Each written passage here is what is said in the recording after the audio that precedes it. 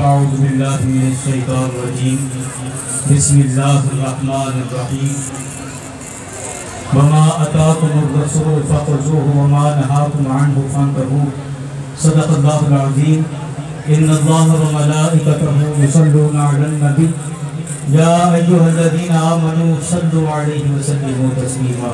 بلند آواز سے پڑھ لیجیے الصلاۃ والسلام علیک یا رسول اللہ، الصلاۃ والسلام علیک یا نبی اللہ، الصلاۃ والسلام علیک یا شفیع المذنبین وعلی آلک واصحابک یا رحمت للعالمین۔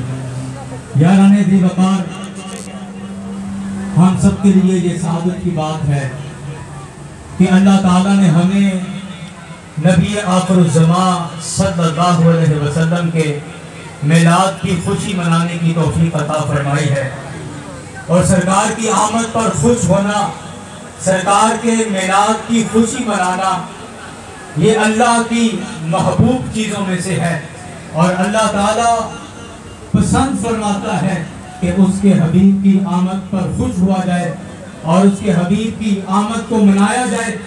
یاران گرامی، نبی مکرم صلی اللہ علیہ وسلم کی حدیث پاک ہے، میں ایک غلط فہمی کا ازالہ کرنا چاہتا ہوں۔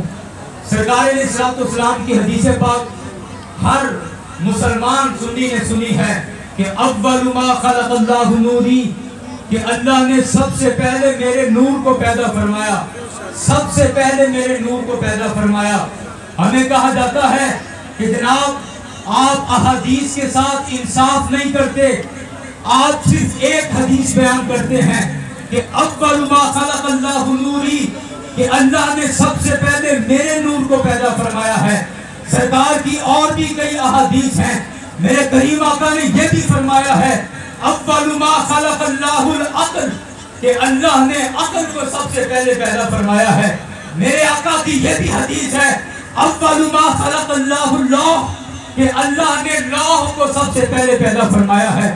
اول ما خلق اللہ القلم، اللہ نے قلم کو سب سے پہلے پیدا فرمایا ہے۔ تو تم احادیث کے ساتھ انصاف نہیں کرتے، بس ایک حدیث کو کہ اول ما خلق اللہ نوری، اسی حدیث کو لے کر بیان کرتے ہو اور باقی احادیث کو چھوڑ دیتے ہو۔ میں عرض کرنا چاہتا ہوں حضرت، اس روئے زمین پر الحمدللہ اہل سنت نے جس طرح احادیث کا دفاع کیا ہے، احادیث کے ساتھ انصاف کیا ہے، کوئی بھی اس طرح حدیث کے ساتھ انصاف نہیں کر سکا۔ یاران گرامی، نہ صرف سرکار کی احادیث بلکہ اہل سنت نے سرکار کی ہر ادا کو زندہ رکھا ہوا ہے، سرکار کے ہر طور طریقے کو زندہ رکھا ہوا ہے، ہر سنت کو زندہ رکھا ہوا ہے۔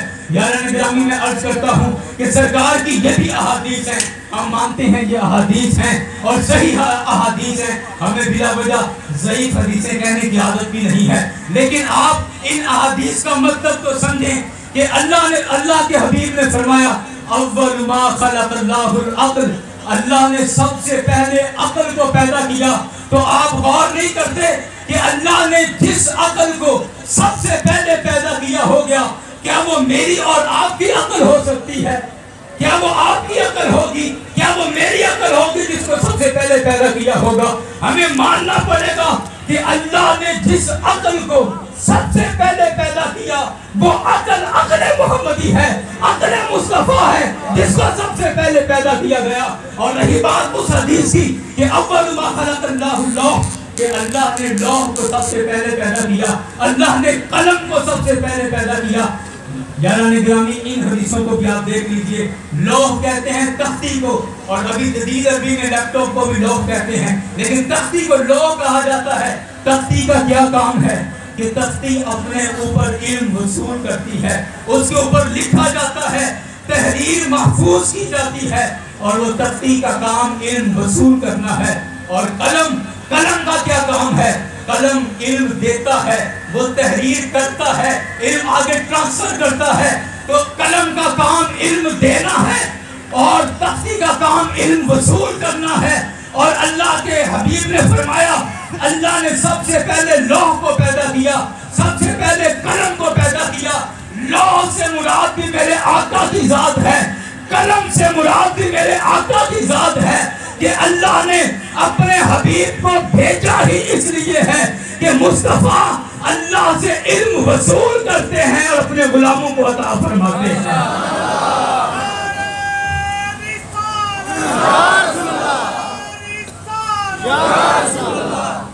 یاران گرامی، ہم میں اتنی طاقت نہیں ہے کہ ہم بغیر واسطے کے اللہ تعالیٰ سے ہم کلام ہو سکیں، بغیر کسی واسطے کے اللہ سے علم وصول کر سکیں۔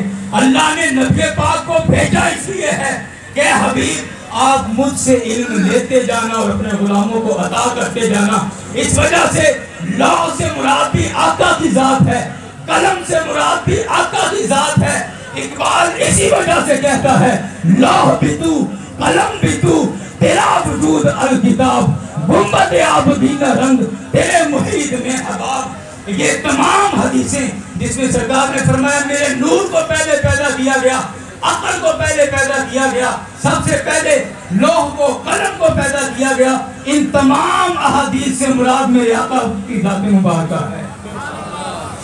سرکار کی ذات پاک کے ہی مختلف حصوں کا اور مختلف خوبیوں کا ان احادیث کے اندر احاطہ کیا گیا ہے۔ مراد سب سے میرے کریم آقا صلی اللہ علیہ وسلم کی ذات ہے۔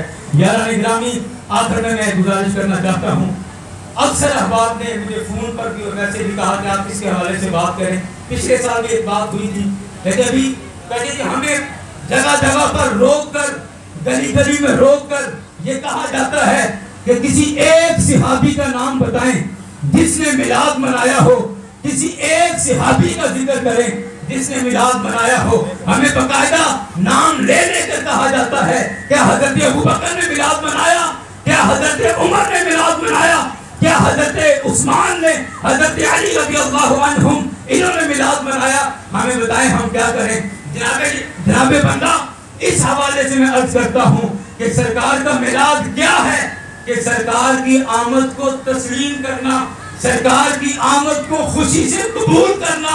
میرے آقا آئے ہیں، آپ کے آنے پہ خوش ہونا، یہ سرکار کا میلاد ہے۔ اور کوئی بھی بندہ سرکار کے زمانے میں اس وقت تک صحابی بن ہی نہیں سکتا جب تک کہ سرکار کی آمد کو قبول نہیں کرتا، سرکار کے آنے پر خوش نہیں ہوتا۔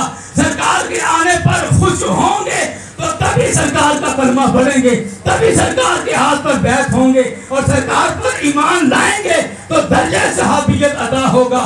یاران گرامی، آپ ایک صحابی کا نام پوچھتے ہیں، میں کہتا ہوں کہ آقا علیہ السلام کے 1,24,000 کم و بیش صحابہ کرام میں ایک بھی صحابی ایسا نہیں ہے جس نے سرکار کی آمد پر خوشی کا اظہار نہ کیا ہو۔ ہر صحابی سرکار کی آمد پر خوش تھا، ہر صحابی سرکار کی آمد کو خوشی سے تسلیم کرتا تھا۔ اسی وجہ سے سرکار کے ہاتھ پر بیعت کر کے عرض کی آقا اب آپ کے ہاتھ پر غلام ہو چکے ہیں، اب یہ جانیں بھی آپ کی ہیں، یہ مال بھی آپ کا ہے، یہ اولاد بھی آپ کی ہے۔ آقا اب ہم میں ہمارا کچھ نہیں ہے، ہمارا سب کچھ آپ پر قربان ہے یا رسول اللہ۔ ماشاءاللہ ماشاءاللہ۔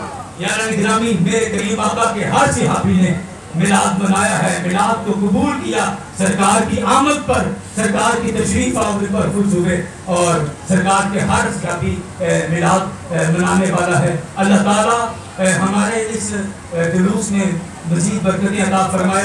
آخر میں مبارکباد پیش کرنا چاہوں گا جماعت اہل سنت پاکستان حلقہ راجہ گنج کو کہ آپ کے لیے 50 سالہ تقریبات اللہ تعالیٰ اس میں مزید برکتیں دیں اور زبانیں بھرگے بھولنے کی دعا رنگی عبارت میں خدا سرسبز رکھے اس من کو مہربان۔ ماشاءاللہ۔ اب ہمارا جلوس